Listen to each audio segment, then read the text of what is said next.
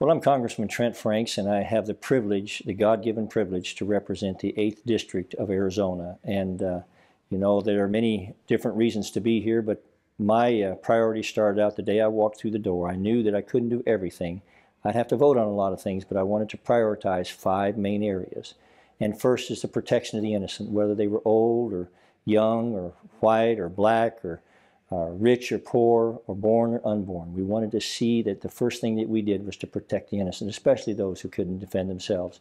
Because if we don't have as a people and as a nation that deep desire to protect those who can't protect themselves, then we failed the test on every other front. The second thing, of course, and these are not in particular order, but was religious freedom, because religious freedom is the foundation and basis of all other freedoms. And then I also chair the Constitution Subcommittee, worked very hard to do that because I believe that the constitutional foundations of the nation, the right to live, the right to be free, the right to own property, that those are the things that really sets America apart and gives us the great productive capability and the great society that we have. Not always perfect, but when we step away from those things, that is what hurts us most.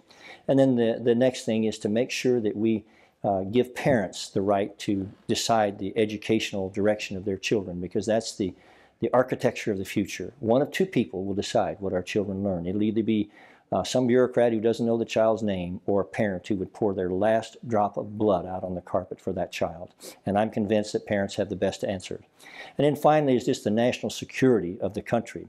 You know, this nation is blessed to be the most powerful nation in the world, and as long as we stand with our friends, we stand with countries like Israel, and we stand strong together, and we always maintain our strength as a nation, I truly believe we'll be free for a long time. But unfortunately, you know, apathy and dependence can take that away from us, and I want to make sure that the first purpose of the Constitution, the first purpose of the federal government is always to make sure that we are free and strong, and that peace through strength reigns clear in America, and that we are a strong nation, not only to bless ourselves and protect ourselves, but protect our beloved allies like Israel and others across the world.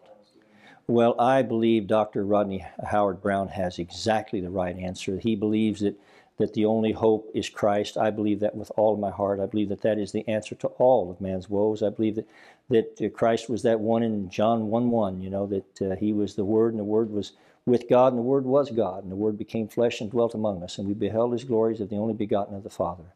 And He was in the world, and the world was made by Him, and the world knew Him not. And sometimes the world still has trouble knowing who He is. But Rodney Howard-Browne does not have that trouble. He knows that Christ is the answer to all of these things. And I believe that Celebrate America is a great, vital ministry in this country, and I just wish him the best God can give him. And I'm just wanting to see at the end of all of this, all of the amazing things that he has done, and I think only eternity will discover the impact of Celebrate America and Rodney Howard-Browne and all of his team.